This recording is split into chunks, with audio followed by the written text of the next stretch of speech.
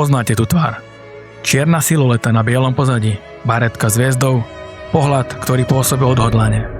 Je to jeden z najznámejších obrazov 20. storočia. Málo kto vie, že muž na fotografii zomrel ako porazený partizán v odľahlom údolí Bolívie. Jeho stratégia zlyhala, podpora obyvateľstva neprišla a útek nebol možný. A práve v momente porážky začal jeho najväčší vzostup. Otázka neznie, prečo Che Guevara prehral, ale kto a ako z jeho smrti vytvoril mýtus. Vítajte za oponou. Tento príbeh sa nezačína legendou. Začína sa sériou chybných odhadov a rozhodnutí, ktoré ho postupne doviedli k smrti. Che Guevara by najradšej bojoval v rodnej Argentíne. Podmienky tam ale neboli priaznivé. V skutočnosti neboli ideálne nikde. Najväčšiu šancu videl v Bolívii, krajine s ľavicovou tradíciou a komunistickou stranou, kde boli v roku 1965 krvavo potlačené štrajky baníkov. Predpokladal, že Spojené štáty sú sústredené najmä na Karibik a Strednú Ameriku a malá vnútrozemská krajina vysoko v Andách nebude ich prioritou. Keď v novembri 1966 tajne pricestoval do Bolívie, nebol to romantický dobrodruh. Bol to skúsený revolucionár z Guatemaly, Kuby a Konga, presvedčený, že kubánsky model ozbrojeného povstania možno zopakovať aj tu.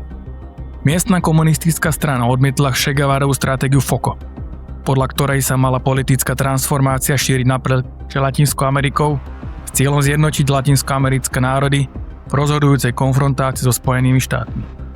Realita v teréne však rýchlo rozbila túto predstavu. Rolnícke obyvateľstvo v oblasti Ňaukauzu mu nedôveruje a nerozumie jeho cieľom. Logistická infraštruktúra partizánskej skupiny sa rozpadá už v prvých mesiacoch. Zásobovanie viazne a spojenie s mestskými bunkami nefunguje. Che Guevarov bolívijský denník predstavuje jeden z najcennejších primárnych prameňov k jeho posledným mesiacom. Záznamy odhalujú postupnú dezilúziu, fyzické vyčerpanie a strategickú slepotu. Che Guevara opakovane píše o nedostatku potravín a munície. Jeho astma sa zhoršuje, chýbajú mu základné lieky a záchvaty ho čoraz viac oslabujú.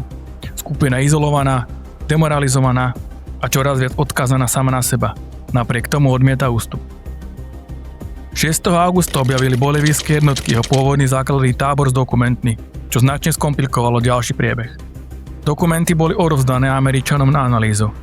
Materiály zahŕňali fotografie, pasy, identifikačné karty, dešifrované správy z Kuby, zoznamy kontaktov v Bolívii a dokonca aj ohorok cigarety. Che Guevara v denníku hodnotí august ako mesiac plný strát a dezorganizácie. Začiatok septembra označuje ako obdobie, ktoré malo byť dotavením, no skončilo ďalším úderom a prepad ich dostal do nebezpečnej situácie. Tvrdá rana prišla 31. augusta. Vládne jednotky prekvapili zadný oddiel partizánov pri prechode rieky. 9 z nich bolo zabitých, vrátane Tanie, údajnej sovietskej alebo kubanskej špionky, ktorá Che Guevaru navštívila aj v Prahe a často je uvádzaná ako jeho milenka. Vyhliadky sa nezlepšili ani v septembri a situácia sa naďalej dramaticky zhoršovala. Podľa výsluchu zajatého povstalca, operatívec CIA Rodriguez vytvoril operačný model Che Guevarových postupov, o ktorom sa domnieval, že umožní Bolívíčanom úspech. Začiatkom októbra 1967 je partizánska jednotka prakticky rozbitá. Prieskumný oddiel Rangerov zistil, že v údolí sa nachádza 17 povstalcov. Kapitán Praro si vyžiadal posily s minometmi. 8. októbra okolo 13. hodiny sa stretli s partizánmi a začala 4-hodinová bitka. Che rozdelil svoju malú jednotku na viacero skupín. S 2 mužmi kryl ústup ranených. Jeho karabína N2 bola nefunkčná a v pištoli nemal náboje. Jeden z bojovníkov mu pomohol vyšplhať sa po svahu, kde bol zasiahnutý do lítka. Polovici výstupu obkločili bolívijskí rangeri a zajali. Rodriguez preletel na dedinu La Higuera, kam Cheho odviedli a prostredníctvom rádia komunikoval s rangermi, ktorí potvrdili, že ide skutočného Che Guevaru. Rodriguez sa z veliteľov rangerov dostal do dediny nasledujúce ráno. V roku 1975 vypovedal generálnemu inšpektorovi CIA, že neveril, že bude schopný Che Guevaru ochrániť a pripravil správu pre šéfa rezidúry Tiltona, aby americké veľvyslanectvo zasiahlo a pokúsilo sa mu zachrániť život. Správa však prišla neskoro. Skôr než bola odoslaná, bol Che Guevara popravený. Neexistuje dôkaz, že by CIA plánovala jeho fyzickú likvidáciu. Rozhodnutie popraviť Che Guevaru nepadlo vo Washingtone. Archívne dokumenty naznačujú, že americká strana mala záujem na jeho vypočúvaní a spravodajskom využití. Walter Rostov v memorande pre prezidenta z 11. oktobra 67 uviedol: Che Guevara bol zajatý živý. Po krátkom výsluchu a potvrdení jeho identity generál Ovando, náčelník bolívijských ozbrojených síl, nariadil jeho zastrelenie. Považujem to za hlúpe, ale je to pochopiteľné z bolívijského hľadiska, vzhľadom na problémy, ktoré im spôsobilo ušetrenie komunistu Regisa de Braya. Motiv bol pragmatický. Verejný súdny proces so Che Guevarom by vzbudil značný medzinárodný záujem. Potenciálne mohol destabilizovať krehký politický systém krajiny. 9. oktobra 67 je Che Guevara popravený v školskej budove v dedine La Higuera. Strelec seržant Mario Terán vykonal popravu na priamy rozkaz nadradených. Strely sú vedené do trupu a nôh, nie do hlavy, aby smrť pôsobila ako následok bojového zranenia. Po smrti nasleduje séria krokov, ktoré sa často interpretujú ako prejav brutality.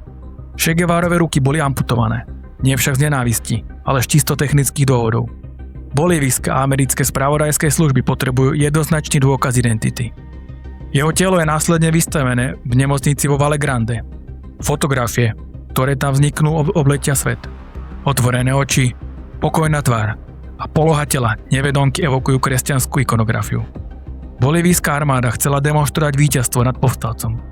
Namiesto toho vytvorila jeden z najsilnejších obrazov politického mučeníctva 20. storočia. Práve v tomto momente sa začína zrod mýtu Che Guevaru. Ako revolucionár Bolívii zlyhal. Nedokázal získať podporu obyvateľstva, podcenil geografiu a politický kontext. Ako mŕtvý symbol však získava silu, ako by nikdy nezískal, ak by ostal nažive. Kubánsky režim rýchlo rozpoznáva potenciál a začína systematicky pracovať s jeho obrazom. Z verejného diskurzu sú postupne odstraňované fakty, ktoré by mýtus narúšali. Popravy v pevnosti La Cabaña, autoritárske postoje, ekonomické zlyhania a dogmatický marxizmus ustupujú do úzadia. Zostáva tvár, slogan a emócia. Che Guevara sa mení na univerzálny symbol odporu. Zásluhou bolívijského ministra vnútra Antonia Arguedasa, ktorý požiadal Castrov režim o azyl, získala Kuba v roku 1968 okrem kópie Che Guevarovho denníku a jeho odťaté ruky. Tento moment mal silný symbolický rozmer. Fyzický fragment tela sa stal súčasťou budovania mučeníckeho obrazu, ktorý prekračoval hranice reality a vstupoval do roviny politické mytológie. Che Guevarov mýtus je jednoduchý, vizuálne silný a ľahko opakovateľný. Práve preto prežil pád Sovietskeho zväzu aj koniec studenej vojny. Jeho obraz sa stáva paradoxom moderných dejín. Muž, ktorý prehral svoju poslednú revolúciu, vyhráva informačnú vojnu po smrti. Ako to pri vzniku legendy často býva, politický význam sa nemusí odvíjať od reálneho úspechu, ale od spôsobu, akým je jeho príbeh šírený. Smrť Che Guevaru tak nie je len historickou udalosťou. Je učebnicovým príkladom toho, ako sa z konkrétneho človeka stáva symbol a zo symbolu nástroj propagandy.